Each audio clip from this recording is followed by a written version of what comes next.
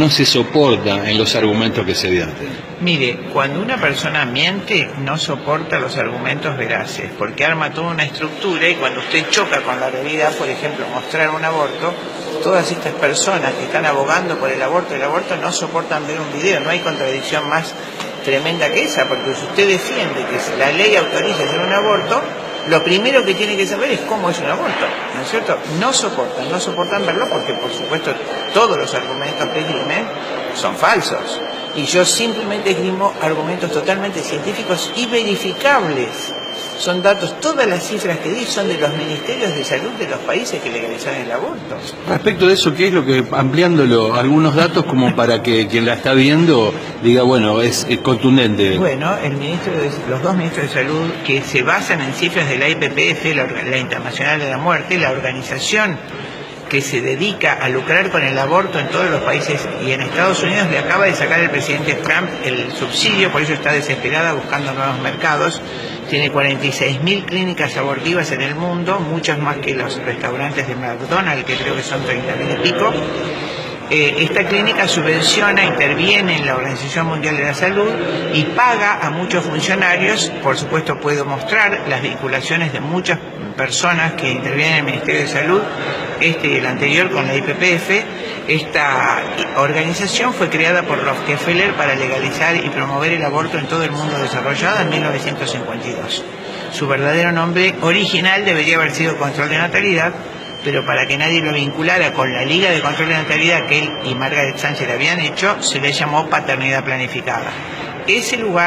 Desde ese lugar lanzan estadísticas y mentiras que fueron desmentidas por uno de los grandes promotores del aborto, que fue el doctor Nathanson, que en el año 78, si no recuerdo exactamente el año, cuando él estaba haciendo el aborto 75.000, se dio cuenta de la barbaridad que era cuando ve con la ecografía del chiquito llorar y esconder su carita en el útero de la mamá y huir con los bracitos, y entonces queda en shock y después escribe varios libros, hace un video y confiesa que ellos, para legalizar el aborto, mancomunadamente con la IPPF y otros organismos abortistas demográficos, falsificaba las cifras de muertes por aborto. Hablaba de, por ejemplo, 500.000 abortos cuando había 193.000 abortos. Hablaba de 10.000 muertes por aborto cuando había 200 muertes por aborto en Estados Unidos. Y machacaban como acá, hasta que al final la gente creía que era necesario el aborto.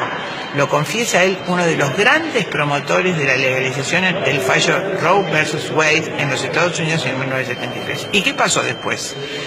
En ese primer año hubo unos 11.000 abortos. ¿Y en cuántos abortos estamos ahora? En 920.000 abortos a cifras de 2016 en los Estados Unidos de América. Con picos, no me acuerdo exactamente, recién los leí, 2011, 2008, 2009 y 2010, de 1,5 millones de abortos por año. Las cifras del CDC estoy hablando, no estoy hablando de las cifras de la IPPF, de los organismos oficiales de los Estados Unidos. Lo mismo expuso en Canadá. Canadá empezó también con algo así como 11.000 abortos, está en el orden de los 300.000 abortos en el año, tenía un nacimiento de 380.000 niños, ahora tiene menos de 300.000 niños en el año, se ha detenido su crecimiento demográfico y empieza a descender. Ni hablo de España. El caso más dramático es Uruguay. Uruguay legalizó el aborto en el 2012. En el 2013 tuvo 7.000 abortos. Él denuncia que tenía 6.000 abortos clandestinos en el 2012. En el 2013 tuvo 7.000 y pico de abortos. En el 2014, 8.000 y pico. En el 2015, 9.000 y pico. Y en el 2016, casi 10.000 abortos en el año. Es un aumento dramático de las cifras de aborto, y el 99% de las mujeres que lo hicieron no invocaron ni violación, ni malformaciones del feto, ni problemas de salud, simplemente por propia voluntad. Está en las estadísticas del Ministerio de Salud de Uruguay. ¿Usted entiende de que esta proposición y esta suerte de campañas que usted dice se realizan tiende de alguna forma a un control maltusiano de la población en Latinoamérica con un objetivo de generar saldos exportables, que sería un objetivo económico para ellos y no cultural, ni de moral, ni de ética? Claro, por supuesto, todo lo que usted dice es así. Esto se llama política maltusiana y darwinista. Lo ha enunciado claramente Rockefeller, lo ha enunciado claramente Margaret Sanger, la creadora de la IPPF. A ver si nos entendemos. La creadora de la IPPF dice: las personas con menos capacidades, pobres o disminuidas, son un lastre para los sectores superiores de la sociedad. Más hijos para los más capacitados, menos hijos para los menos capacitados. Esa mujer es de la Liga de Control de Natalidad en Estados Unidos, obliga a 27 estados, Rockefeller, a hacer eugenesia obligatoria antes de la Segunda Guerra Mundial. Cientos de miles de familias fueron esterilizados por esta Liga de Control de Natalidad, y esta mujer es la que hace la IPPF para tener un control de natalidad sobre los países dominados. Ella hace la primera clínica de abortos para negros en Estados Unidos y dice, justamente para que los negros no sospechen, dice, manejar la clínica con comadronas y ministros negros. Esa mujer es la que hizo la IPPF, y efectivamente ese control de población racial se llama control malthusiano y darwinista. Así dijo Malthus: invito a los pobres y a los menos capacitados a que no tengan hijos para no ser un lastre para los sectores superiores de la sociedad. Digamos que una solución local que puede ser de carácter racial por una cuestión, no vamos a hablar de prejuicio porque sabemos cómo es la sociedad norteamericana respecto de esto, trasladado a otro lugar del mundo, más allá de lo racial, el único fin, digamos, entonces el lucro, el utilitarismo. Por supuesto, imagínense, además eso está escrito.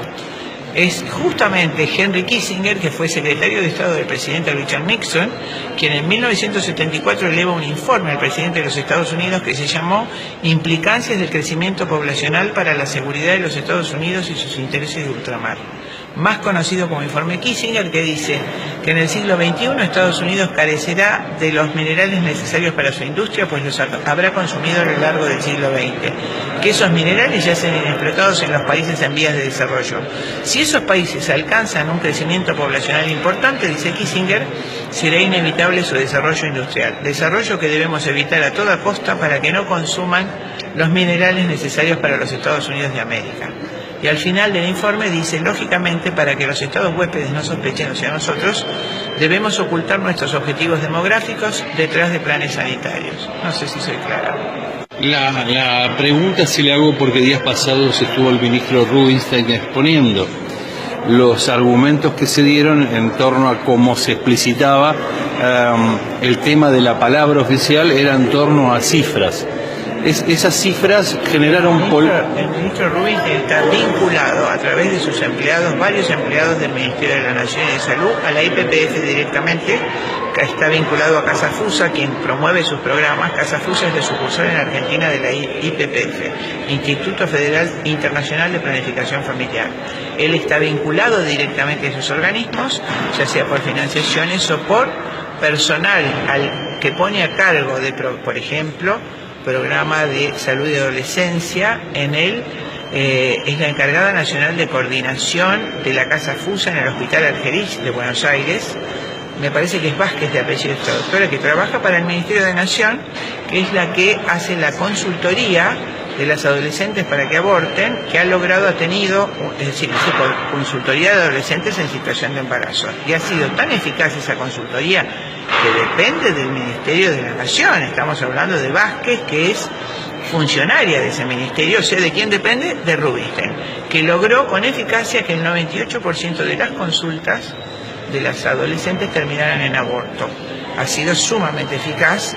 Esto lo hace, hay información pública de eso, hay un diario, un colega suyo que se llama El Disenso, otros también, pero El Disenso lo ha publicado ampliamente, las vinculaciones también, otro funcionario de él que tiene un cargo muy importante en el control de SIDA, no recuerdo el apellido, su nombre es Alan, es por supuesto empleado de la IPPF también.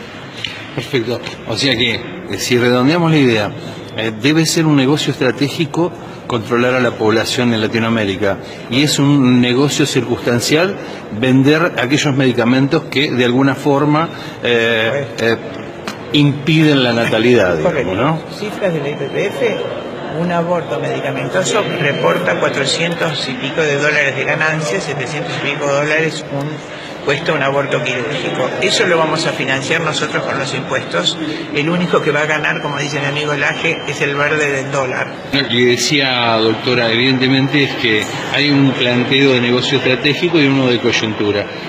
Se gana en la visión, un posicionamiento internacional, protegiendo ellos los recursos que son nuestros.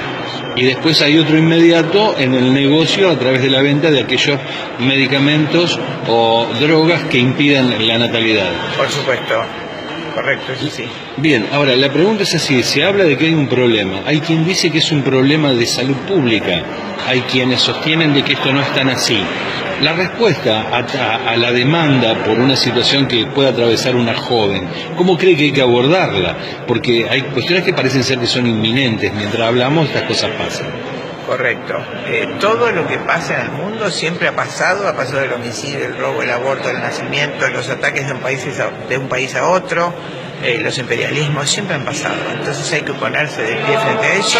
A las jóvenes que acuden hay que, por supuesto, ayudarlas en todo. El Estado tiene que estar presente asistiendo a la mujer que tiene un embarazo inesperado, y si es una joven, adolescente, proponerle y facilitar la adopción si ella no lo quiere tener. Si lo quiere tener, ayudarla con todos nuestros recursos materiales y anímicos para que la nena o la joven se sienta contenida y ayudada.